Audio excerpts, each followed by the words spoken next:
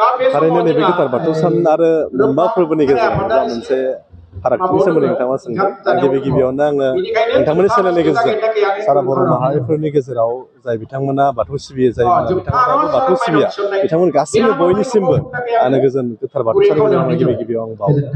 गोथार बाथौ सान आरो फोरबो होननानै जोङो बुङोब्ला जा थाखानाय जा मोनबा फोरबो दङ, मोनबा फोरबो नङाबा जा गोथार बाथौ सान जिहेतु आलादायै जों मोनसे फोरबो हिसाबै जों मोननो हादों। दा बेयो एक्सुवेलि फोरबो हिसाबै नङा, दा बेयो मोनसे बर'फोरनि गेजेराव बे मोनसे गोथार बाथौ सान हिसाबै जायखौ जोङो बुंनो आलादायै दुलाराय बाथौ गौथुमा बिनि सायाव बेनो जा मोनसे बिनि सान्थौ आरो बिनि जा मोनसे गुमुर, बेखौ जोङो नायनानै नायोब्ला फोरबो आरो जोंनि नैबे बाथौ साननि गेजेराव गोबां फारागथि जोंनि गेजेराव दङ। बे जाहैबाय गोथार बाथौ साना जोंहा आलादायै जे बेवहाय बर'फोरनि गेजेराव मोनसे समाव जाय मोनसे गोदोनिफ्राय जोङो बाथौ सिबियारि हिसाबै जों बयबो मिथिगौ बाथौनि जोनोम जारिमिना जोंहा गोबां गोलाव सम दङ। दा बेखौ जोङो सिगांनि समाव जों नायोब्ला बाथौफोरनि गेजेरावहा बाथौ सिबिनायनि उनावबो बाथौआरिफोरा माखासे जेनोखि आसार खान्थिफोरा गुबुंले जालांनो नागिरनाय जा मोनसे आसार खान्थिफोर दङमोन, बे आसार खान्थिफोरखौ फोसाबफिननो थाखाय जोंनि बर'फोरा फोथायबोनाय बायदि खुगा खुगा जों खोनाबोनाय बायदि जा सान्दो बावदिया बिथांनि जा मोनसे दैदेननायाव बा बिथांखौ जोङो माने बिथांनो फोरमायना गालांनाय खैना सान्थिया बुंलांनाय बायदि जोंनि बर'फोरनि गेजेराव जुदि जोङो फैसानै आवसारि जालांनो नागिरनाय माबा मोनसे जुदि माने धोरोमखौ लानानै दाङा हांगामा, समाजखौ लानानै न'खर दैदेननायाव जुदि गाज्रि आबहावाफोर जायोब्ला बेफोरखौ जोङो मा खालामनो सुस्रांनो थाखाय आलादायै जों मोनसे मा खालामनो मा हायो, जोङो गुरु माने बोराइ बाथौखौ जुदि नोंथांमोना संग्रियोब्ला बोराइ बाथौआनो मोनसे समाव गुरु महरै फैनानै नोंथांमोननि बे माने समाजखौ फोसाबनो थाखाय राहा लामानिसो दिन्थिफैगोन होननानै जोङो फोसावनाय बायदियै जोङो नैबे दिनैनि बे गोथार बाथौ सानावनो मागो दाननि नैथि मंगलबारावनो दिनै बे मोनसिंसिं बोराइयाबो बर'खौ समाजखौ मोजाङै सुस्रांनो थाखाय बिथाङा सनानि जांख्लाजों फैनानै मोनबा बादनि जोनोम बे बाथ्राखौ बिथाङा जोंनो जोनोम होनानै गालांदोंमोन। आरो बे जोनोमनि गेजेराव मोनबा बाद जोनोम जाखांनायनि उनावनो जोंनि गेजेराव जे बर'फोरनि जा मोनसे टाइटेलफोर बिमुंफोर, बे बिमुंफोरखौ बिथांमोना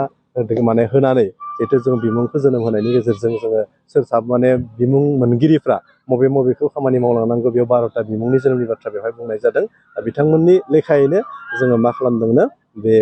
फोसाबनो थाखाय बाथौआरि बर' समाजखौ फोसाबनो थाखाय जोङो बे मोनबा बादनि जोनोमखौ जोङो बे माने दिनैनि बे गोथार बाथौ सानावनो जादों होननानै जोङो मोनथिबोनो मोननाय जादों। गिबियावथ' जों नुबाय बांसिनै माने फरायसालिफ्रावसो दिनैनि बे गोथार सानखौ फालिबोबाय थादों, नाथाय देग्लाय एसे जुदा। मानोना गुबुन गुबुन जायगाफ्राव जों नुबाय माने फरायसालिनि अनगायैबो बाथौ थानसालिफ्राव दिनैनि गोथार सानखौ फालिनाय बेयो मा मिसार? थारैनो जोङो बेखौ फरायसालिफोराव एसे गायसनबोनाय जादोंमोन जे गोबाङा दिनैनि बे समावहा मानो नागिरदों सोरांनि गियान, जिहेथु जोङो गियानखौ मोननो थाखाय जों सोरांनिफ्राय जों गिबियाव मोनदोंमोन हिसाबै जिहेतु सोरां आलारिया जिहेतु जुदि थायोब्लासो जोंनि गेजेराव जोंनि खोमसिखौ जों होखारनो हायो। बेबायदि जों मोनसे सानस्रिजों जोङो दिनैनि बे गोथार बाथौ सानाव जोङो गुबुन सरासतिखौ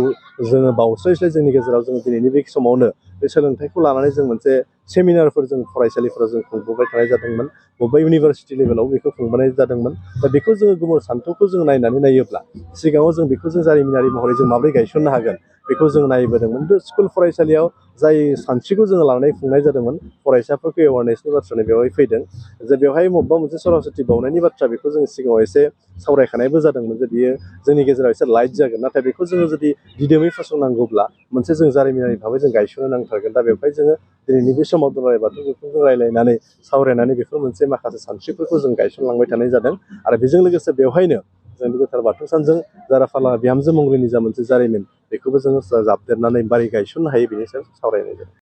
दा थारैनो जोंनि गेजेरावहा दान्थे बिदान्थेया गोरलै गोरलै बाथ्राखौ लानानै जायो, मालाबा समावहा माखौबा लानानै जायो, सोरबाया गुबुन मोनसे जुदि एंगेलजों नायोब्ला जोंनि गेजेराव जों दिनैनि बुंदों दाजाबथायारि नोजोरजों जुदि नायोब्ला जे मोनफ्रोमबो माने समयसानि समाधाना फैयो। जोंनि गेजेराव जोङो जे बे बबेबा मोनसे माबाखौ जुदि दानख'थाय नोजोरजों नायोब्लानो जोंनि गेजेरावहा बे दान्थे बिदान्थे गोबाङैनो फैगोन। नाथाय जों बेखौ जुदि खौसे लाबोनोब्ला जोंनो आं बुंदों जोंबो दिनैबो बुंनो नागिरगोन जोङो धोरोमखौ गिबियाव जोङो फोथायनो नागिरगोन, धोरोमनि दहाय लाग्रोनांगोन। जितु बयनिबो गेजेराव जों दिनै जुदि आध्यात्मिक सानस्रिखौ सिजौआरि गियानखौ जुदि होनानै होनो हायोब्ला जोंनि गेजेराव समाजनि गासै गाज्रि आबहावाफ्राबो जोबस्रांगोन होननानै आं सानो। थारैनो नैबे समाव आं गोथार बाथौ साननि समाव रायजो राजा बयखौबो बुंदों, बयखौबो खावलायगोन जों जेब्लायबो धोरोमनि दहाय लानो थाखाय आं खावलायगोन। धोरोमनि दहाय लायोब्लासो न'खरखौ जोङो दैदेननो हागोन। न'खर मोनसेखौ दैदेननो थाखाय जिहेथु मोनसे जोङो सानफ्रोमबो जे जोंनि गेजेरावहा गावनि जेनेरेसनानो जोंनि मेन बेखायनो गावनि जोनोम माने जाखांनायनि उनाव जि मोनसे बिमा बिफानिफ्राय जाय गियानखौ जों मोनदांनो हायो गावनि जेनेरेसनखौबो जोङो गाव जितु जेनेरेसननि समाव जाय गियानखौ जों होलांगोन जों जेब्लायबो जोङो मोजां गियान जुदि होनो हायो अब्ला जों समाजखौ आबुङै दैदेननो हागोन गावनि न'खरखौ दैदेनलांनो हागोन अब्लानो समाजा मोनसे गोजोन आब्रुथि फैगोन होननानै आं बुंनो नागिरदों